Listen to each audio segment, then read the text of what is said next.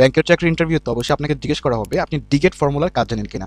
VLOOKUP ফর্মুলার কাজ আমরা সবাই কম বেশ জানি বা এটার নাম শুনে থাকবো, বাট ডিগেট হচ্ছে VLOOKUP থেকে আরো অনেক পাওয়ারফুল একটি ফর্মুলা। যেমন দেখতে পাচ্ছেন এখানে আমার একটি ডাটা আছে, এখন আপনাকে নিচে বলা হলো যে তার সিরিয়াল নাম্বার দিলে automatic product name, quantity, unit price, total price এটা চলে আসবে, এটাকে ফর্মুলার মাধ্যমে আপনি নিয়ে আসবেন। এখানে 2 দিলে 2 অনুযায়ী আসবে, 3 দিলে 3 অনুযায়ী আসবে। তো এটা আপনারা কিভাবে করবেন? প্রথমত সমান সমান দিয়ে এখানে ডিগেট ফর্মুলাকে কল করবেন, ট্যাব বাটন প্রেস করবেন, ডাটাবেস বলতে এই সম্পূর্ণ ডাটাকে সিলেক্ট করে দিবেন। তো এটাকে আমরা মুভ করবো, সেজন্য এটাকে লক করে দিলাম F4 চেপে, ফাংশনকে F4 চেপে লক করে দেওয়ার পর এখানে কমা দেবো।